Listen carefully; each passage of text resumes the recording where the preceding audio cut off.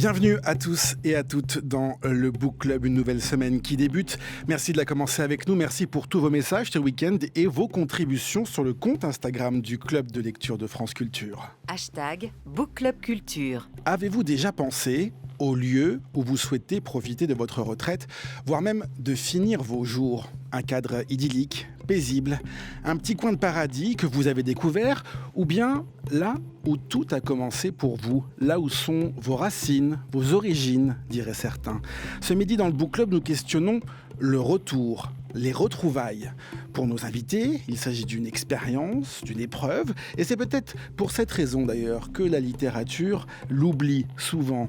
Nous y réfléchissons avec nos invités donc, et avec les lectrices du Book Club. Ce que je trouve intéressant dans la forme, la construction du livre, c'est la réflexion philosophique et la confrontation du réel avec le témoignage des enquêtes de terrain. Et tout cela en ayant l'impression de lire un thriller. C'est vraiment concret, ça donne une justesse de ton. Comment fait-on pour bâtir une œuvre de non-fiction qui se dévore comme un polar?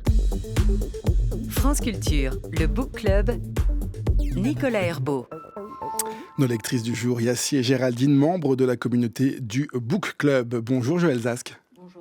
Vous enseignez la philosophie à l'université Aix-Marseille. Vous êtes l'autrice de nombreux ouvrages aux éditions Premier Parallèle, Quand la forêt brûle notamment, réédité l'an dernier, ou encore Écologie et démocratie. Et vous venez de publier 7 essais intitulés « Se tenir quelque part sur la terre, comment parler des lieux qu'on aime ». Alors c'est un livre très personnel, nous dit votre éditeur. Vous y mêlez votre propre expérience, des rencontres aussi, des témoignages, et puis une réflexion évidemment philosophique et même politique, je dirais. Qu'est-ce qui vous a amené à vous interroger justement sur ces lieux qu'on aime ? Eh bien, d'abord, le fait que je n'ai jamais parlé, moi, personnellement, des lieux que j'aime, et c'était peut-être l'occasion de le faire à ce moment-là. Et ensuite, à cause du désir de rencontrer les gens dans leur point de jonction avec leur propre environnement. Parce que souvent, quand on a affaire aux gens, ils vous parlent soit de leur subjectivité, soit de considérations très générales, politiques ou éthiques, morales, religieuses. Mais en fait, le point de rencontre entre les deux est rarement objectivé, identifié, assumé par les gens. Et donc, ça crée... la dissociation entre les deux, ça crée une idée fausse de ce que sont les gens, en fait, parce que les gens sont quand même, il me semble, fortement constitués par leur environnement. Et puis, ça crée une idée fausse de l'environnement, parce que l'environnement n'est pas sans nous non plus. Donc voilà, c'est un peu ça que j'ai voulu faire. Et du coup, ça poursuit une réflexion que j'ai menée en politique et en pragmatisme depuis longtemps. Avec notamment des références au philosophe américain John Dewey, dont vous êtes l'une des spécialistes. Vous avez traduit et préfacé un certain nombre de ses textes. Et il y a un texte que vous citez dans votre introduction, Le public et ses problèmes, qui date de 1927. Oui. Celui-là aussi, il vous a amené vers cet essai, l'essai que vous publiez aujourd'hui ? Oui, alors il m'y a amené, je pense que ça a joué un peu sous la surface de ma conscience, parce que ce texte finit par des paragraphes très surprenants pour l'époque, où John Dewey nous explique que afin que l'opinion publique véritable ou que le public démocratique se constitue, il faut en revenir aux relations face à face, aux relations directes, à la parole qui circule de bouche à oreille, dans le contexte de la localité. La localité étant la commune, étant la ferme, étant le village, étant le pays qu'on partage, la langue qu'on partage. Alors, il ne donne pas vraiment de sens. Mais en fait, après avoir développé l'idée d'une démocratie complètement cosmopolite, conclure le livre sur cette question, ça m'avait vraiment interloqué. Je dois avouer que quand j'ai fait ma thèse, je n'en ai rien fait. Je l'ai laissé de côté. Je ne savais pas comment intégrer cette parole dans mon travail. Et puis finalement, ça a dû agir à mon insu. Et je trouve qu'il y a quelque chose de profondément vrai dans ce rapatriement des idées générales à l'épreuve de notre vie concrète. Et de nos lieux, donc ceux qu'on aime. On développe d'ailleurs, et on va le voir, tout un vocabulaire d'attachement à ces lieux. Et ce sont aussi ces lieux que l'on aime, où l'on aime, revenir. Céline Flécheux, bonjour. Bonjour. Vous êtes professeure à l'université Paris 8 Vincennes-Saint-Denis et l'autrice de cet essai intitulé « Revenir, l'épreuve du retour », c'est aux éditions Le Pommier. Vous dites, et ça dès le début, revenir, c'est une épreuve, le retour éprouve la résistance de celui qui revient et celui qui revient fait lui-même preuve de courage. Pourquoi c'est tant une épreuve de revenir ? Mais c'est peut-être déjà une épreuve parce que cela n'a pas l'air d'être une épreuve. Et l'épreuve est redoublée par son caractère discret, par son caractère niché dans des recoins qu'il faut aller débusquer. Et ce livre essaye de retracer un parcours qui permet d'aller dénicher justement ces épreuves qui peinent à être dites. Parce que, contrairement à la migration, quand on part, quand on quitte, quand on s'exile, quand on voyage, on sait qu'on va vers de l'inconnu. Quand on revient, on retourne vers du connu. Et c'est moins considéré comme une épreuve, parce qu'on n'a pas justement ce saut de l'étranger à franchir.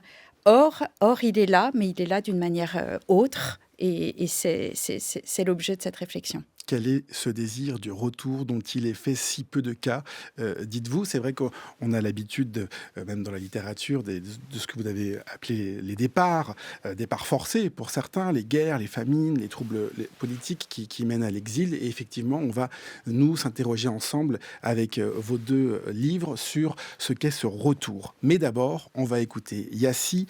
Yassi habite en Corse, elle a lu Revenir, et voici ce qu'elle en retient.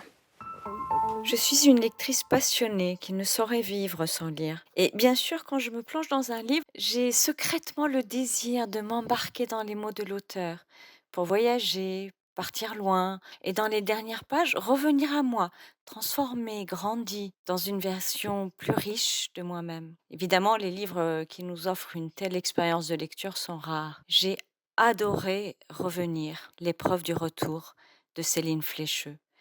Et tous les jours, je le recommande autour de moi parce qu'il m'a offert précisément cela. Saisir le sens profond et multidimensionnel de la question du retour qui me hante depuis des décennies. Et tout cela en ayant l'impression de lire un thriller où les indices, les pièces d'un puzzle me sont soufflés page après page. Comment fait-on pour bâtir une œuvre de non-fiction qui se dévore comme un polar ? Comment Céline Flécheux est-elle parvenue à entremêler dans son récit les grandes épopées, les nouvelles des auteurs contemporains, les œuvres d'artistes plasticiens, la pensée philosophique et tant d'autres choses encore? Je ne le sais pas, mais son livre nous raconte la grande aventure sans cesse renouvelée des retours qui jalonnent notre vie, à tous, et la beauté qui en découle. Merci immensément à Céline Flécheux.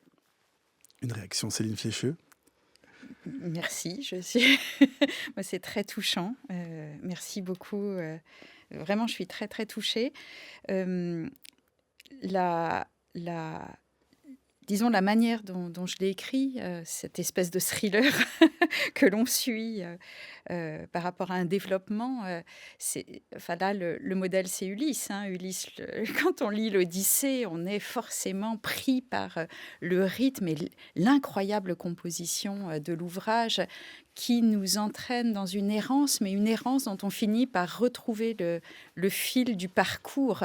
Et c'est vrai que il y a dans cette interrogation fondamentale sur le retour, une interrogation sur l'existence, une interrogation sur le cheminement de la pensée elle-même, et les deux aspects en fait coïncident. Voilà. Et c'est ça qui fait que le retour se développe en une série d'épreuves, de détours, de séjours, de parcours qui finissent par former le retour. Joël Zask, c'est évident parce que pour Ulysse, c'est un retour semé d'embûches, comme vient de le dire Céline Flécheux. Et d'ailleurs, vous parlez aussi d'Ulysse et vous dites qu'il ne reconnaît pas Ithaque, là d'où il vient, et là où il revient, et que c'est bien ainsi. Qu'est-ce que ça veut dire ?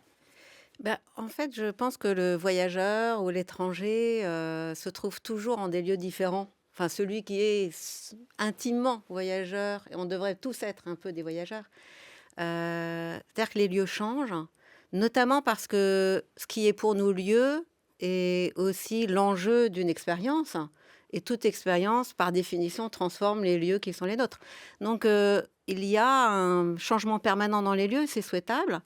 De fait, je pense que retourner vers un lieu dont on accepte a priori ou à l'avance les changements qui sont les siens, y compris en notre absence, c'est aussi accepter que nous-mêmes on a changé et donc c'est se préparer psychologiquement à une forme de position sur la Terre très différente de celle qui est en jeu lorsque on voudrait retrouver la même chose. Je pense que c'est pas le même attachement, c'est pas le même lien, c'est pas la même psychologie, c'est pas la même mentalité, c'est pas la même politique. Et donc dans le premier cas, si on est parti longtemps et qu'on veut retrouver la même chose, je pense qu'on aura forgé une image mythique du lieu qu'on a quitté. Et cette image mythique, finalement, politiquement, elle fonctionne jamais. Alors que si on sait qu'on est transformé par ces expériences et que les lieux qu'on a quittés seront eux aussi modifiés par l'histoire, à ce moment-là, on se sent un voyageur légitime en quelque sorte, et non un habitant légitime. On va revenir sur les mots que vous employez et le vocabulaire. C'est pas facile d'être en exil et c'est encore moins facile, comme vous venez de l'expliquer, de revenir dans cet endroit dont qu'on a en mémoire, qu'on aime. C'est évidemment, ça rentre dans cette catégorie-là. Vous écrivez même, Joël Zask, retourner, ce n'est pas revenir en arrière. Le sentiment qu'il est impossible de revenir sur ses pas et de retrouver ce qu'on a quitté s'appelle la nostalgie. Oui, alors du coup, ma manière de se tenir sur la Terre est une critique de la nostalgie. Je pense que c'est un sentiment, encore une fois, qui pose toutes sortes de problèmes, y compris personnels, qui crée des blessures, mais qui crée aussi des revendications de type territorial, identitaire, d'appartenance, d'enracinement, qui sont très très suspectes, d'autant que c'est précisément ce genre de sentiment qui fait le lit de l'ultranationalisme aujourd'hui, qui fleurit un peu partout et qui est assez ancien. Donc effectivement, je force un peu la dose, mais ceci étant, j'ai quand même une suspicion à l'égard du bien fondé de la nostalgie. Je pense, et justement, je l'ai remarqué avec tous les gens avec lesquels j'ai causé, qu'il n'est pas nécessaire d'être nostalgique pour aimer des lieux et avoir des liens très forts avec ces derniers. Au contraire. Enfin, je dirais que on peut avoir des lieux, avec les lieux, des liens qui ressemblent à ceux qu'on a avec ses enfants, dont on souhaite qu'ils grandissent, en quelque sorte. Comment est-ce que j'aime mes enfants de manière à ce qu'ils grandissent et de manière à ce qu'ils soient indépendants de moi aussi un jour. Donc, c'est un peu ça. Céline Flécheux, sur l'idée de nostalgie, de retour et de revenir en arrière. Oui, alors peut-être déjà le fait qu'il n'y a pas de nom à proprement parler pour celui qui revient, on vient de l'évoquer, et le nostalgique n'est pas celui qui revient. Le nostalgique, c'est celui qui pense sans cesse dans une certaine douleur au lieu qu'il a quitté. C'est pas tout à fait la même chose, et c'est une des choses qui m'a beaucoup étonnée, l'absence de mots pour qualifier celui qui revient, parce que finalement, on finit par l'appeler un Ulysse ou un fils prodigue. Donc, on le mythifie. Il y a quelque chose qui est héroïque dans cette manière de l'appeler et qui recouvre les difficultés de l'épreuve qu'il a à vivre et qu'il a à traverser. Et par rapport à la nostalgie, Starobinsky a très très bien écrit sur le sujet. Ce que je trouve intéressant dans le nostalgique, c'est qu'il y a quelque chose qui lui manque. Voilà, ça c'est quelque chose de très intéressant et qui peut effectivement recouvrir le sens de ce qui nous manque quand on est loin et quand on a envie de revenir. Voilà, c'est plutôt dans ce sens-là de la nostalgie que je le prendrais. Joël Zask. Oui, non, tout à fait. Mais disons que le point qui m'a frappée, surtout à travers certaines expériences qui m'ont été citées ou la lecture d'articles scientifiques sur les migrants, c'est que précisément il y a, disons, chez celui qui retourne et qui est accompagné d'un sentiment de nostalgie, disons, une déception fondamentale. Et cette déception, elle m'a beaucoup interrogée. Je la trouve un peu terrible parce que celui qui est déçu de l'endroit où il retourne et dont il a forgé l'image d'un chez-soi harmonieux, c'est quelqu'un qui n'est plus nulle part, en fait. Et je crois qu'il y a des milliards de gens sur la Terre qui ne sont plus nulle part. Et donc, c'est aussi ce motif. Ils ne sont ni accueillis chez eux quand ils reviennent, ni accueillis dans les lieux où ils se rendent. Donc, ils sont nulle part. Quand vous dites que ce lieu s'est modifié, ce lieu a évolué pendant qu'on n'était pas là, ce sont aussi les personnes qui sont là et qui nous attendaient peut-être. Et là, Céline Flécheux, vous citez la littérature anglaise de Swift avec Voyage de Gulliver, par exemple, qui raconte, dites-vous, les aventures invraisemblables d'un chirurgien et dont le personnage qui attend Gulliver, c'est sa femme, Miss Gulliver. Et vous faites aussi un parallèle avec Pénélope qui attend Ulysse et qui fait preuve d'une fidélité exemplaire. Là, on est aussi dans cette idée qu'il y a des gens qui nous attendent et qui, eux aussi, changent, évoluent, et quand on revient, ils ne sont plus les mêmes. Ils sont déçus. Et la grande... ce qui arrive aussi quand on lit tous ces textes, c'est de voir que ceux qui partent sont des hommes et celles qui attendent sont des femmes, dans la très grande majorité de la littérature, disons jusqu'à la deuxième moitié du XXe siècle. Et donc, il y a une espèce de séparation genrée sur le retour entre celui qui part et celui qui revient, qui est forcément un homme, et celle qui attend. Mais les destins de celles qui attendent sont assez pluriels, assez divers. Ils sont là aussi nichés dans des littératures qu'il faut savoir aller débusquer. Et je pense que les études féministes, en tout cas certaines études françaises et anglo-saxonnes, donnent la voix maintenant à celles qui ont attendu. Par exemple, on sait qu'il y a des études ou même des espèces de réinventions de la vie de Madame Burton, qui porte le nom de celui qui a écrit sur la mélancolie, qui était donc la femme de Gulliver, et à qui on promet un destin très très joyeux et plein de plaisir dans la vie, ce qui n'a pas du tout été le cas dans le roman.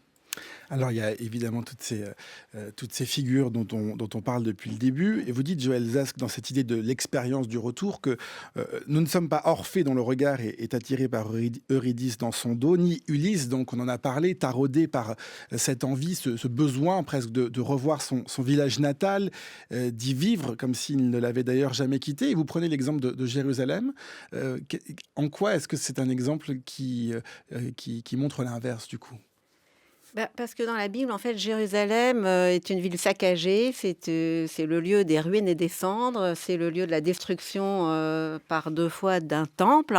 Et donc, l'an prochain reste Jérusalem, cette phrase bien connue, biblique et liturgique. L'an prochain à Jérusalem, ça veut dire, en réalité, l'an prochain, j'aurais réussi à retourner dans un lieu qui n'est pas attirant, qui est même repoussant, qui me repousse, qui éventuellement est peuplé d'ennemis, mais j'aurais trouvé la force, le moyen, le ressort d'y retourner pour la reconstruire.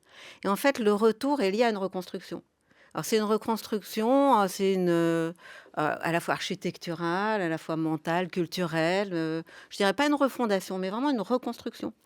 Et bon, je pense que dans la Bible, dans la Torah en tout cas, qui est quand même une philosophie du passage et non de l'habiter, la question de revenir, en fait, qu'on dit monter, c'est pas vraiment retourner sur ses pas, c'est aller vers un lieu où on n'a jamais été, en fait, mais qui se perpétue par l'intermédiaire d'une culture livresque, par l'intermédiaire d'un livre, et qui, en quelque sorte, symbolise l'idée que nous avons des lieux à construire, en fait, des lieux que nous avons aussi à réaliser en commun, en quelque sorte.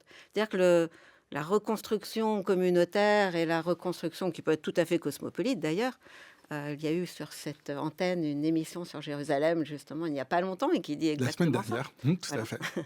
Et donc, oui, une reconstruction communautaire, mais qui s'accompagne en parallèle d'une construction matérielle, tout à fait sidérante d'ailleurs, de beauté et de durabilité. Vous expliquez, Joël Zask, que tous les lieux dont vous vous souvenez et avec lesquels vous avez le souvenir d'avoir vécu sont le site d'une expérience. Qu'est-ce que ça veut dire dans la construction aussi de la personne que l'on est ?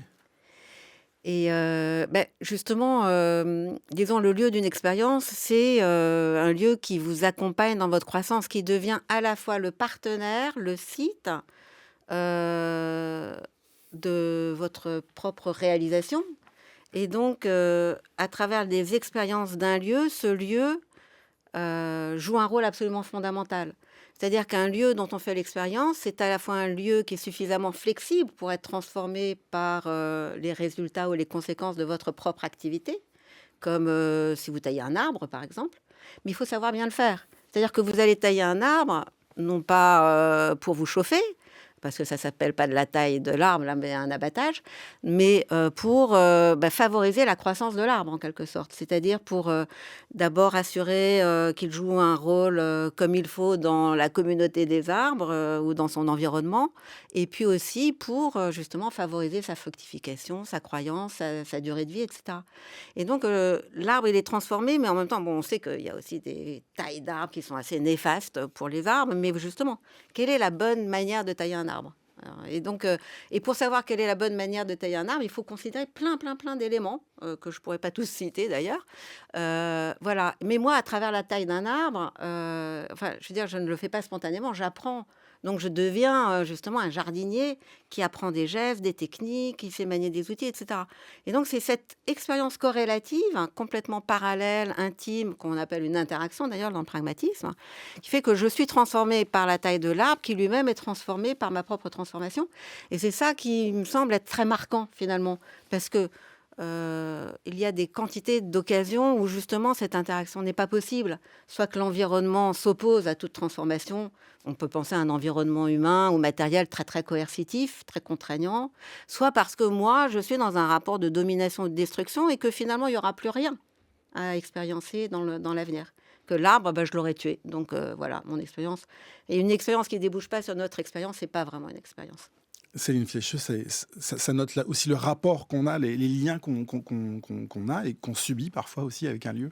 Oui, bien sûr, mais déjà pour revenir peut-être sur l'expérience partagée du retour, on a parlé de celui qui revient et celle qui attend celui qui revient, mais il y a aussi ceux à qui on peut parler de cette expérience et qui fait que cette expérience, ou elle est partageable, ou au contraire, elle est profondément isolable. Et une des grandes différences entre les récits antiques, épiques, bibliques, c'était la possibilité de parler et de partager cette expérience et d'être accueilli avec cette expérience.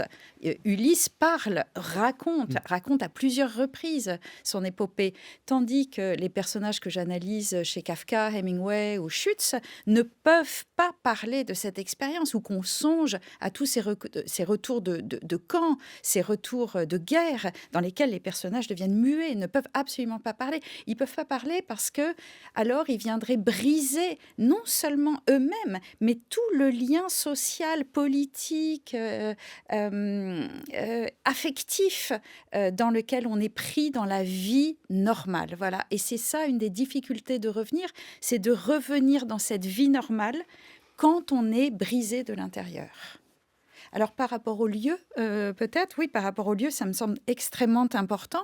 Il y a des lieux qui peuvent nous laisser tout à fait indifférents, mais disons que revenir, ce n'est pas forcément revenir, à la terre de son enfance. Ça peut tout à fait l'être, mais pas nécessairement. Mais le passage dans l'Odyssée où Ulysse, effectivement, revient à Ithaque et et Ithaque est méconnaissable à ses yeux, est un passage très important, parce que c'est effectivement ce qui se passe quand tout exilé, tout guerrier revient, il ne reconnaît plus, et il faut un temps, et donc c'est une expérience temporelle qu'on ne peut pas accélérer, dans laquelle il faut se plonger de façon immanente, afin de voir les choses se dérouler pas à pas, et on ne peut pas l'accélérer, de même qu'on ne peut pas revenir en arrière. Alors pour s'interroger sur ce sentiment qui existe avec ces lieux, est-ce que c'est de l'attachement, de l'affection, de l'amour? On va d'abord écouter Géraldine qui a lu votre livre, Joël Zask, et voici ce qu'elle en retient. Ce n'est pas que Cézanne choisit la montagne, c'est plutôt quand la personne de Cézanne, la montagne, a trouvé son artiste. Elle l'a appelé. On dit souvent que Cézanne a peint cette montagne parce qu'il l'aimait. C'est le contraire qui est vrai. Il l'aime parce qu'il la regarde, la dessine, l'esquisse, la peint et la repeint. Ce que je trouve intéressant dans la forme, la construction du livre, c'est la réflexion philosophique et la confrontation du réel avec le témoignage des enquêtes de terrain. C'est vraiment concret, ça donne une justesse de ton. Ce que je trouve passionnant, et c'est ce qui a vraiment fait un coup de cœur pour ce livre, c'est ce qu'arrive à faire très bien Joël Zask. C'est le mix entre les considérations philo et le fait d'être confronté aux réalités qui nous entourent. Les questions de nationalisme, le conflit russo-ukrainien entre autres, et en filigrane, toujours l'écologie. C'est ça qui me touche énormément, notamment notre rapport au monde sauvage, le partage des écosystèmes. Il y a aussi le fait de faire référence à des auteurs incontournables pour moi, Bruno Latour, Edgar Morin, et ceux que le livre me donne envie de découvrir. Une question pour Joël Zask. Quelle sera la thématique de votre prochain livre, s'il vous plaît ? Déjà de Qu'est-ce que je peux l'impatience. dire? De l'impatience déjà, de Géraldine. Oui, non, je n'ai pas encore décidé. J'ai le choix entre beaucoup de thématiques et voilà, il va falloir que je me détermine. Ce qui est intéressant, et vous le dites dans votre Merci. chapitre de l'illimitation des lieux, c'est que vous trouvez bien adapté une expression en anglais, et c'est là où c'est intéressant, c'est vraiment sur l'utilisation des mots que l'on fait et que l'on met sur cette thématique. Vous préférez l'expression anglaise to belong, c'est-à-dire se relier. Vous parlez d'un compagnonnage, d'une sorte de partenariat.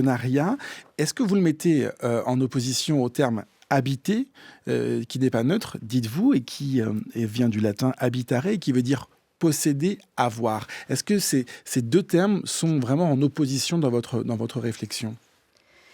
Eh bien, pour les besoins de l'analyse, oui. Après, dans l'absolu, non. Il n'y a pas d'usage définitif et orthodoxe des mots. Mais j'aime bien l'idée to belong, to go along with, en fait, aller avec, en fait, être accompagné d'eux, parce que ça désigne une qualité de relation tout à fait différente de celle qui émane des mots que j'ai cités tout à l'heure, et notamment des mots d'identité, d'appartenance, d'appropriation et choses de ce genre. Habiter aussi est un petit peu problématique dans la mesure où il s'agit, me semble, quand même d'une métaphore, et j'aime bien aller vers les usages les plus concrets, les plus, disons, les plus généraux possibles, plutôt que des métaphores qui sont toujours assez subjectives et qui peuvent donner lieu à des espèces d'archétypes ou de prénotions dans lesquelles chacun va engranger des choses plus ou moins différentes. Et il est vrai que habiter, c'est un mot qu'on retrouve en compagnie disons, de doctrines philosophiques ou de doctrines sociales ou de discours politiques très, très différents, et certains étant quand même tout à fait nauséabonds. Donc, c'est la raison pour laquelle j'ai voulu prendre une distance par ce mot qui, par ailleurs, effectivement, peut-être nous fait demeurer, si je peux dire, même si c'est pas un mot non plus que je vais tellement utiliser, mais nous fait demeurer dans la sphère des relations interhumaines, beaucoup plus que dans une sphère écologique, dans une sphère écosystémique. Est-ce qu'on dit que les vers de terre habitent la terre ou habitent dans le sol ? Non, on va pas dire ça. À des enfants, peut-être. Oui, tiens, il y a un ver de terre qui habite là. Voilà, donc non, voilà, c'est quand même très anthropocentré. Et je trouve qu'aujourd'hui, trouver des manières de parler de nos relations aux lieux qui soient transposables d'une manière multispéciste à d'autres êtres, ça me semble aussi très important aujourd'hui. C'est un peu aussi un enjeu de ce livre, que de le dire. Céline Flécheux, on parle des retours, il y a le retour des retours, et vous l'avez dit, ils ne sont pas tous physiques, si on peut dire, ou en tout cas une expérience physique. Vous vous rappelez ce qu'est le retour des retours, c'est-à-dire la résurrection, l'histoire du corps du Christ dans l'Évangile, mais aussi dans l'histoire de l'art, parce que vous vous plongez aussi dans l'art et dans la peinture, et vous pensez en particulier à la résurrection du Christ de Piero della Francesca. Qu'est-ce qu'elle a, cette fresque de si marquante pour vous ? Ce qu'elle a de marquant, c'est que c'est une des rares fresques dans lesquelles le peintre n'a pas peint les soldats comme étant les témoins de la résurrection, mais les a vraiment littéralement assoupis au pied du Christ ressuscité. L'autre chose, donc bon, ça, disons que c'est une espèce de construction voilà, qu'il a décidé, mais qui fait que le seul témoin de la résurrection, c'est le spectateur. Donc il y a une résurrection qui est adressée, ce qui n'est même pas le cas dans le texte. Donc là, il y a une espèce d'audace du peintre absolument incroyable. Mais ce qu'elle a de particulier, c'est le rouge du sang qui continue de couler de la plaie du Christ, et donc qui montre qu'il est encore en vie. Et ce rouge se diffuse sur tout le paysage, et donc l'aurore nouvelle qui est célébrée baigne dans le rose encore prégnant du sang du Christ. Voilà, ça c'est vraiment la seule résurrection que j'ai trouvée peinte avec autant de nuances. Et aussi, elle s'inscrit dans l'histoire locale. Ce n'est pas une résurrection historique, c'est une résurrection qui parvient à faire l'écho à toute l'histoire locale de San Sepolcro où Piero della Francesca est né. Et donc, il se passe quelque chose dans le retour qui est assez extraordinaire à travers le temps. C'est que l'histoire du retour, c'est toujours une histoire de filiation. Depuis Ulysse, le fils prodigue, et la résurrection, qu'en est aussi bien une, Kafka, voilà, c'est toujours une histoire de filiation. Et cette histoire de filiation, elle est incorporée par Piero della Francesca lui-même, et un retour est toujours un problème d'incorporation. Et donc là, il y avait une incorporation dans la résurrection. Vous dites, Joël Zask, que la vertu de l'art, c'est de nous entraîner à voir les choses avec lucidité et justesse, et non de nous attirer dans un monde irréel ou virtuel. Est-ce que ça vous résonne avec ce que vient de raconter Céline Flécheux ? Oui, enfin, tout à fait. On prend l'art très, très au sérieux. Et je crois que c'est important de prendre l'art très au sérieux et effectivement, d'en faire aussi un partenaire de nos expériences. C'est-à-dire que toute œuvre d'art est comme une pédagogie de l'expérience, en fait. On peut tout à fait aller vers l'art en tant que pourvoyeur de méthodes d'expérience. Mais en tout cas, et ce qui est très précieux, je le dis vraiment de manière sincère, c'est que aucune œuvre d'art ne nous donne de leçon. En tout cas, quelque chose qui nous donnerait une leçon ne relèverait pas de l'art. Donc, on parle souvent dans le milieu de proposition artistique, et je crois que le terme de proposition est une bonne chose. C'est-à-dire que chaque œuvre est un accélérateur de l'expérience, où on peut le percevoir de cette façon, et regarder des tableaux de Cézanne, ou aller à une pièce de théâtre, écouter un morceau de musique, etc. C'est effectivement, non pas être renvoyé à soi-même, mais être renvoyé à un champ d'expérience possible, c'est-à-dire à de nouveaux liens avec le monde qui nous environne. Et donc, oui, il y a un réalisme fondamental, ou en tout cas un sens du réel qui est fondamental dans l'art, parce qu'il s'agit toujours de nouer des relations avec le réel et non de s'évader hors du réel. Et même chez ceux qui disent quittons le réel, etc., il y a encore une autre manière de parler du réel. Oui. Par rapport à effectivement, on est complètement saisi devant ces œuvres. Enfin, je ne parle finalement que de 3 grandes œuvres dans le livre. Le Retour du fils prodigue de Rembrandt, la résurrection de Piero della Francesca et la résurrection de Lazare du Caravage, pour montrer, disons, les différents moments dans le temps, mais également parce qu'il y avait quelque chose qui était intéressant dans le fait que le retour étant une expérience temporelle, finalement, la forme d'expérience qui s'y prête particulièrement, c'est le récit d'expérience, l'épopée, même la nouvelle, particulièrement la nouvelle au XXe siècle, le film, bien sûr, le cinéma. Alors là, on ne compte plus les livres, enfin les films qui relatent ces expériences du retour. En revanche, en peinture, comment faire apparaître la question de la dissymétrie du retour par rapport au départ? Comment faire apparaître la question de l'irréversibilité du temps? Comment faire apparaître la question du dénuement et donc de l'incorporation? Et là, ces 3 tableaux le montrent à chaque fois magnifiquement, mais effectivement, il ne faut pas les lire de façon thématique.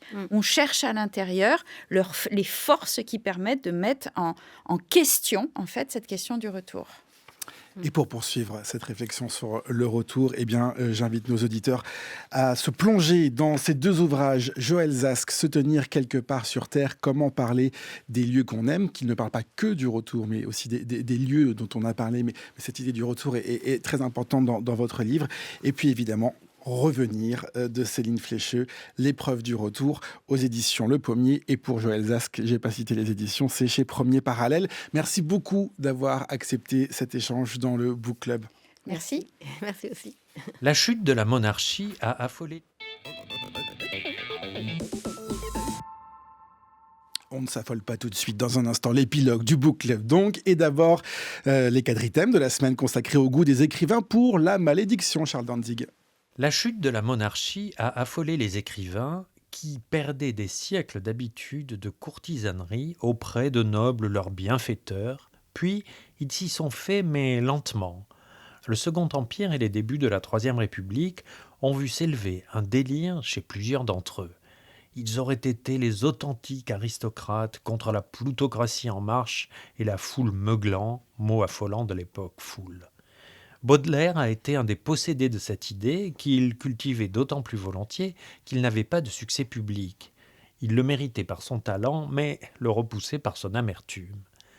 En 1884, puis en 1888, Paul Verlaine a publié un livre dont le titre a fait florès « Les poètes maudits ». Il avait eu un prédécesseur dans cette idée, un romantique bien entendu, Alfred de Vigny qui, dans Stello, en 1832, écrivait « Du jour où il sut lire, il fut poète, et dès lors, il appartint à la race toujours maudite par les puissances de la terre ».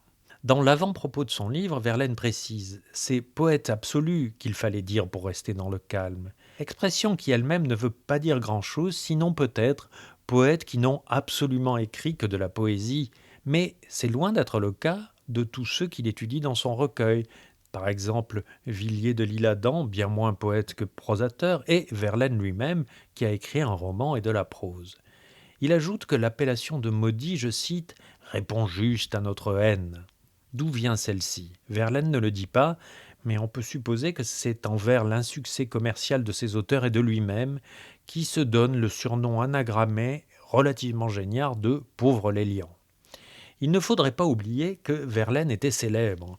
On lui demandait des conférences dans l'Europe entière. En France, il était adoré, non seulement pour son triste pittoresque d'alcoolique, mais aussi pour sa grande poésie. Un groupe de notables et de gens du monde avait même fondé un comité pour lui verser une rente. Pour aucun des écrivains dont il parle, il n'explique en quoi ils sont maudits. C'est qu'ils ne l'ont pas été.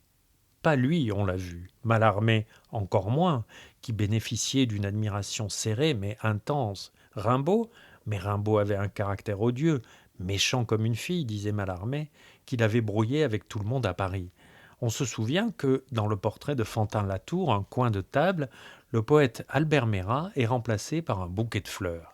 Il avait refusé de poser à côté de ce Rimbaud qui s'était mal tenu envers lui comme envers tout le monde.